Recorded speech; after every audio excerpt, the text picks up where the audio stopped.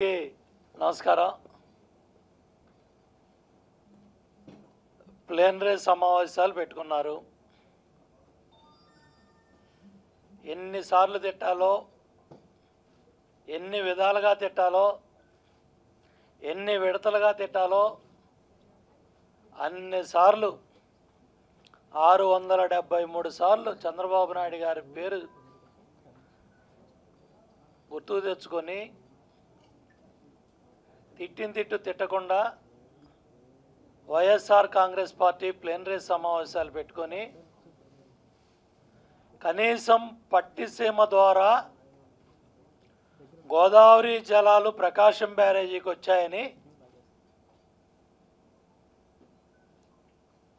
ఒక్క మాట జగన్మోహన్ రెడ్డి గారు ప్లేనరీలో మాట్లాడా? మాట్లాడటానికి నోరు వచ్చిందా? వాస్తవాలు ఒప్పుకోవడానికి అహంకారం అడ్డం వచ్చిందా?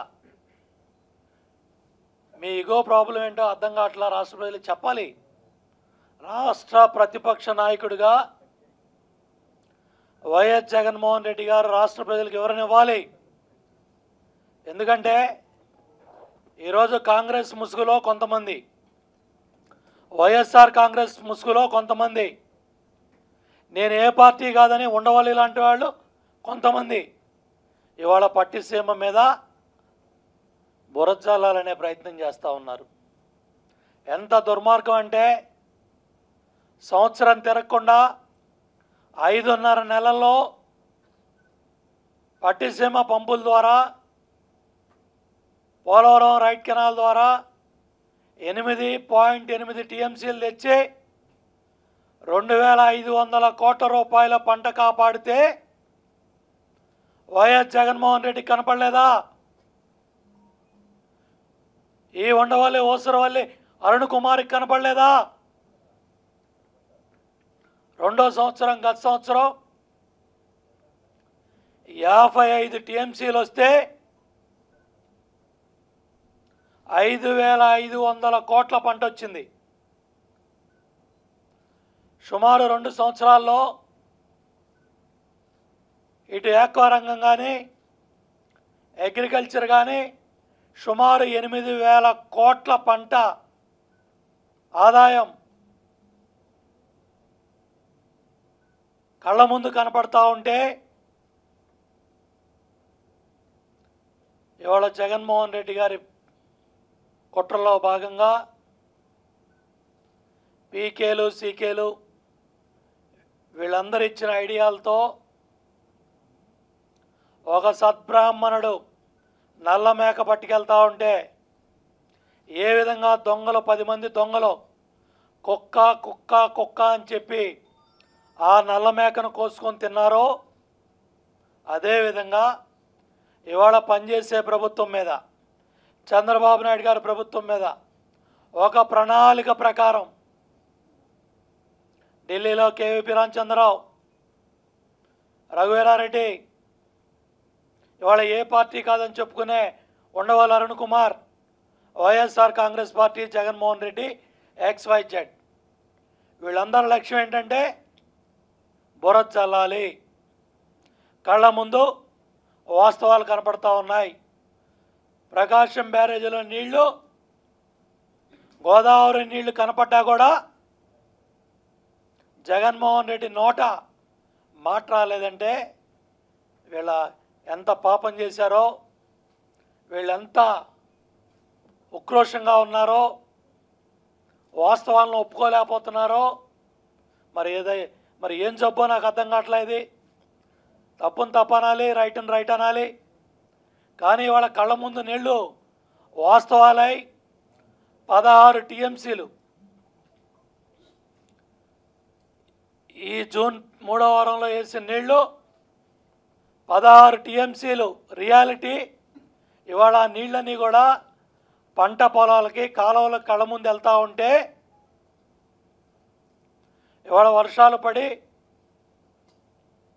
మున్నేరు వస్తూ ఉంటే పొద్దునే 24 పంపులు కూడా ఆపడం జరిగింది. మళ్ళీ వాటర్ లెవెల్ చూసుకొని మళ్ళీ రాత్రికో రేపో ఈ తుఫాన్ ఎఫెక్ట్ కానీ, హెవీ రైన్ఫాల్ కానీ అవన్నీ కూడా చూసుకొని ఎప్పటికప్పుడు పంపులు ఆన్ చేసి ఆఫ్ చేసి యంత్రాంగం అంతా కూడా పని చేసుకుంటా ముందుకెళ్తూ ఉంటే రాళ్ళేసే కార్యక్రమం తీసుకున్నారు. ఇవాళ కాకు లేవనెత్తిన అభ్యంతరాలన్నీ కూడా పబ్లిక్ అకౌంట్ కమిటీ ముందు వాళ్ళు ఏదైతే అబ్జర్వేషన్స్ రేజ్ చేశారో వాటన్నిటికీ సమాధానం చెప్పే సత్తా మా జలవనరుల శాఖ అధికారుల దగ్గర ఉంది. మా దగ్గర సమాచారం ఉంది, మా దగ్గర సత్తా ఉంది. ఏదైతే రాజ్యాంగ సంస్థలు ఏదైతే లేవనెత్తాయో ఆ వ్యవస్థలకు సమాధానం చెప్తాం. ఆ అబ్జర్వేషన్స్ అన్నిటికీ కూడా మా దగ్గర ఆన్సర్స్ ఉన్నాయి, ఆడిట్ ప్యారాస్ వస్తాయి, ఆ అబ్జర్వేషన్స్కి ఆన్సర్స్ చెప్తాం. అవన్నీ కూడా వ్యవస్థలో జరిగే కార్యక్రమాలు. ఇవాళ ఏదో పెద్ద ఈయనదో కనపడినట్టు, ఈయనదో పెద్ద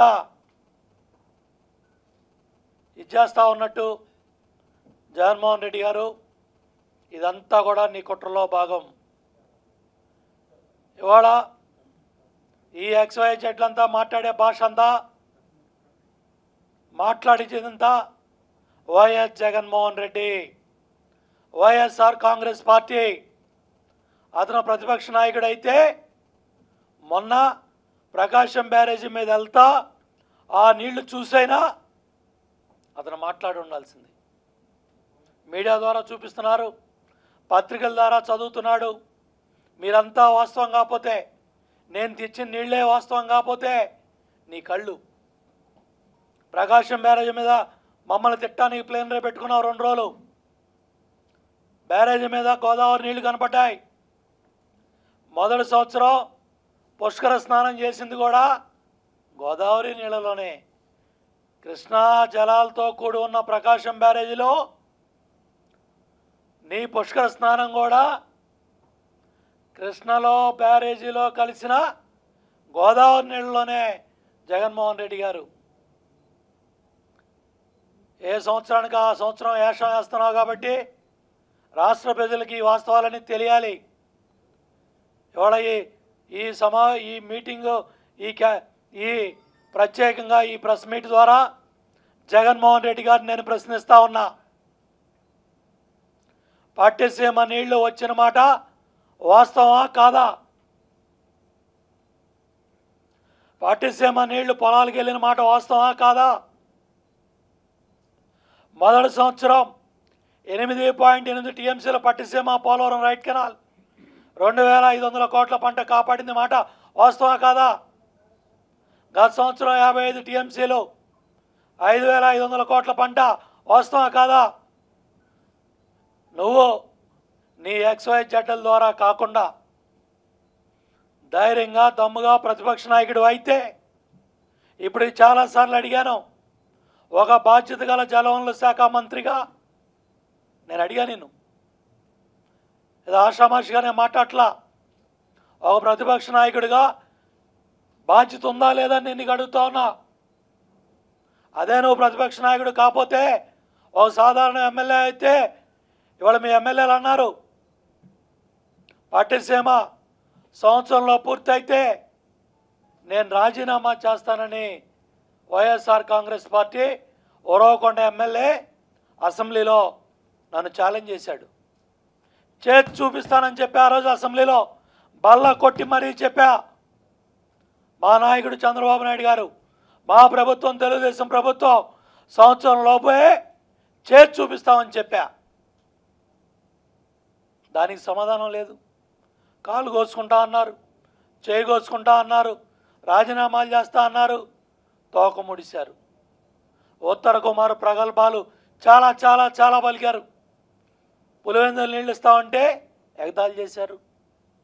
అవుకు టనల్ నీ జన్మభూమి, నీ పులివెందులకి వెళ్ళే గండికోట రిజర్వాయర్కి వెళ్ళే అవుకు టనల్లో కోట్ల రూపాయలు నీ అవినీతి కక్కుర్తి పనుల వల్ల నీ తండ్రి అధికారాన్ని అడ్డం పెట్టుకొని ఏజెన్సీలను బెదిరించి వాళ్ళ దగ్గర డబ్బులు వసూలు చేస్తే, పనులు ఆలసత్వం చేసి పక్కన పారేస్తే నీ తండ్రి బతికుండగానే ఎన్నికల ముందు పులివెందులకు వెళ్ళే నీళ్లు ఆవుగుట్టనలో బిల్లు లేకుండా 3 నెలలు పక్కన బారేస్తే జగన్మోహన్ రెడ్డి గారు నీకు కనపడలా, పార్లమెంటు సభ్యుడిగా నీకు కనపడలా. మేమేదో లస్కర్లో మేము గేట్లు ఎత్తున్నాం అన్నావు, లేకపోతే మీ నాయన పనులు పూర్తి చేస్తే నేను నీళ్ళు వదులుతా అన్నావు. మరి వాళ్ళ దగ్గర ప్రాజెక్టుల మీద 33,000 కోట్లు ఎందుకు ఖర్చు పెట్టాల్సి వచ్చింది? మీ నాయనే అన్ని పనులు పూర్తి చేసి ఉంటే 33,000 కోట్లు మేము ఎందుకు ఖర్చు పెట్టాల్సి వచ్చింది?